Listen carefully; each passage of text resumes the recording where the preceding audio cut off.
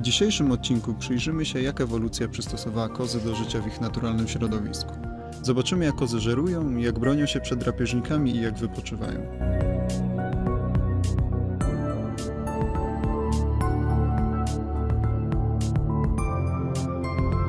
Kozy to ryby denne i właśnie na dnie szukają pożywienia. Całymi dniami cierpliwie i wytrwale przekopują wierzchnią warstwę dna w poszukiwaniu żywności.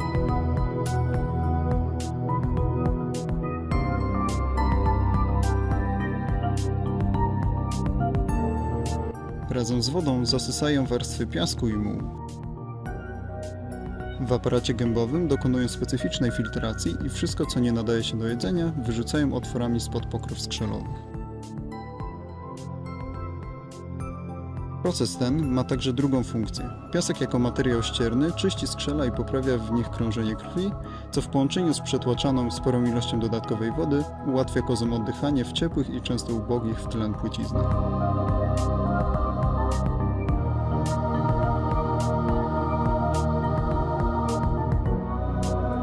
Pomagają im w tym anatomiczne szczegóły.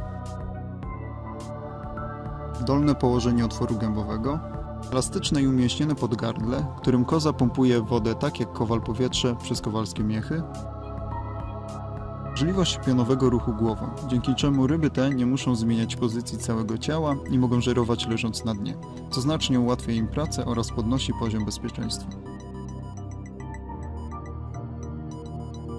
Koza posiada też znacznie zredukowany pęcherz pławny i należy do ryb otwartopęcherzowych. Może dzięki temu dość sprawnie regulować swój ciężar właściwy i łatwiej leżeć na dnie.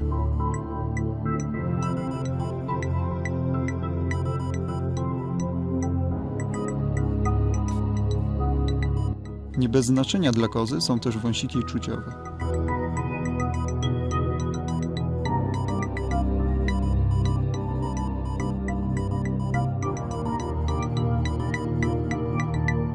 Możliwość kozy do pionowego poruszania głową, jej rozmiary, budowa ciała i zredukowany szczątkowy pęcherz pławny są kluczowymi rezultatami ewolucyjnej drogi przystosowawczej do środowiska, w którym koza żyje i żeruje.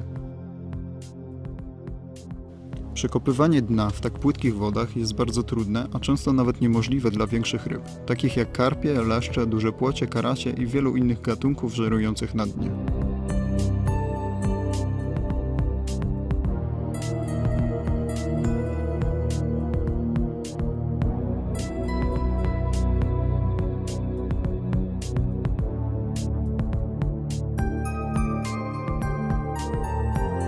Aby żerować, ryby takie muszą ustawiać swoje ciało prawie pionowo, co w płyciznach jest barierą nie do przebycia dla większych ryb. Ryby takie są zmuszone do żerowania na większych głębokościach.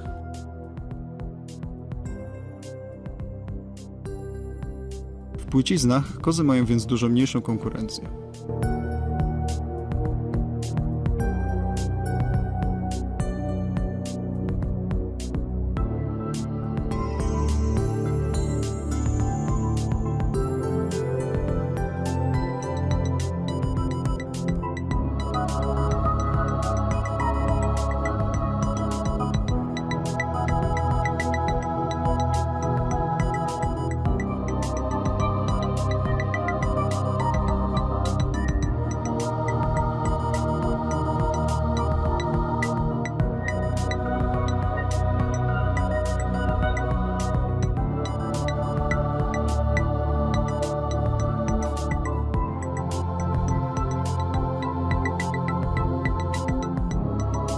Są świetnie przystosowane i mogą bez ograniczeń przekopywać spore obszary płycizn, bogatych w pożywienie w postaci wszelkiego rodzaju larw ochotkowatych, rurecznika, małych nicieni lub skąposzczetów, a także takich rarytasów jak widłonogi, małżoraczki czy też wioślarki.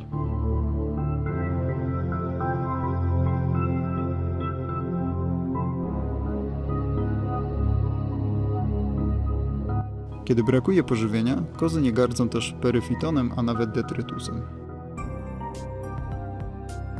W okresach niedoboru pożywienia zwiększają też spożycie roślin wyższych i niższych.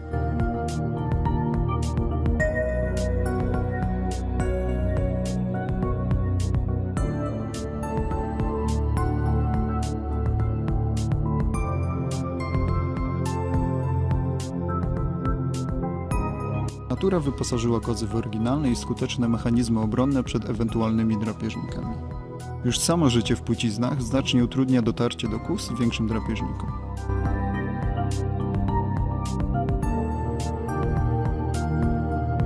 Silne mięśnie i wydłużona budowa ciała pozwalają kozom uzyskiwać imponujące przyspieszenie.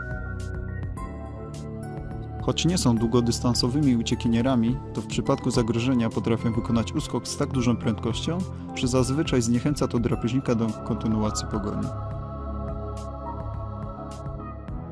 Ich ciało przypomina torpedę, a napęd to stosunkowo długi i silnie umieśniony ogon, zakończony proporcjonalną płetwą ogonową.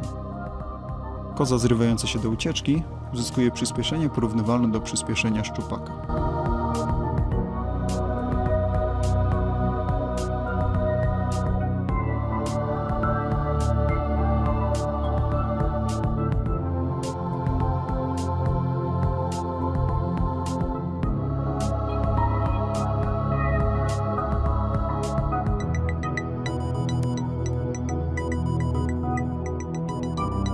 Dodatkowym atutem obronnym kozy są jej plamki na ciele.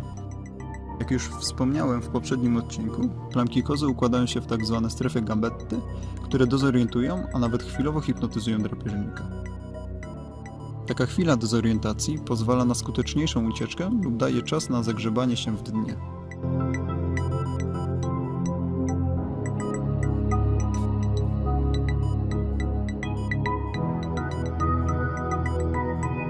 Bardzo ważny jest też fakt, że kozy w zasadzie nie opuszczają dna.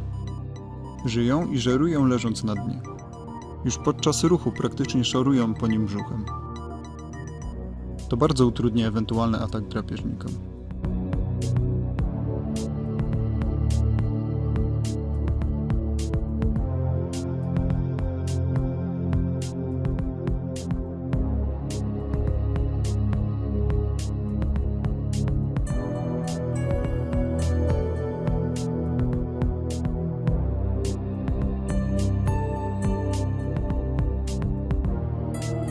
Kolejnym mechanizmem obronnym kozy jest właśnie zdolność błyskawicznego zagrzebywania się w dnie.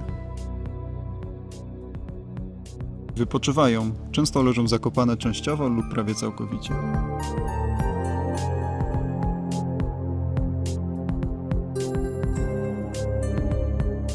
Kiedy czują się zagrożone lub po prostu podczas wypoczynku, potrafią sprawnie zakopać się i wystawić tylko górną część głowy z zamaskowanymi oczami.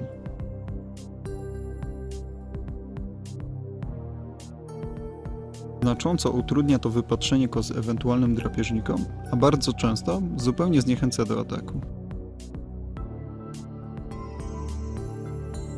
Zakopana na czas wypoczynku tylko do połowy długości ciała, w przypadku zerwania się do ucieczki podnosi tuman mułu, który zanim opadnie, skutecznie ukryje kierunek ucieczki i uniemożliwi drapieżnikowi ewentualną pogoń.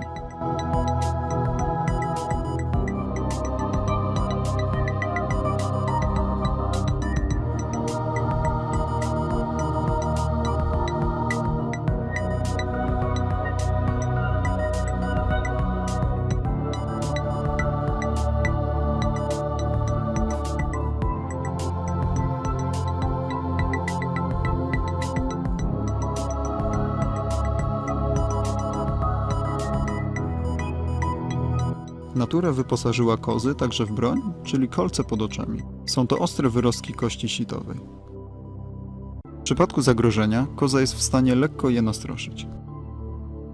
Nie jest to może zbyt imponująca broń i nie przydaje się w przypadku spotkania z takimi drapieżnikami jak sum, szczupak czy okoń, ale okazuje się skuteczna na czas zimowania w głębszych partiach zbiorników wodnych. Tam kozy hibernują zakopane w dnie i właśnie dlatego narażone są na przypadkowe ataki bardzo dużych leszczy, które nawet zimą czasowo opuszczają swoje zimowiska i żerują. Podczas ukłucia duże leszcze, które intensywnie i głęboko przekopują dno, natychmiast płoszą się i zmieniają rejon żerowania. Koza pospolita dla człowieka nie ma żadnego bezpośredniego znaczenia gospodarczego. Jej mięso jest uznawane za niesmaczne, suche i łykowate. Jej stosunkowo nieduże rozmiary nie czynią z niej zbyt pożądanego trofeum wędkarskiego. Jednak to właśnie człowiek jest niestety największym i najskuteczniejszym jej wrogiem. Wrogiem, przed działalnością którego kozy nie zdążyły ewolucyjnie wykształcić skutecznych mechanizmów obronnych. Dlatego w dzisiejszych czasach los kozy pospolitej zależy od człowieka.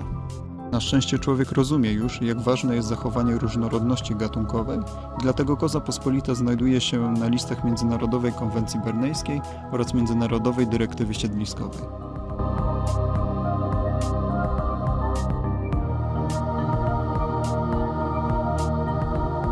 Objęta jest też programami takimi jak Czerwona Lista, Polska Czerwona Księga Zwierząt, Czerwona Lista Minogów i Ryb.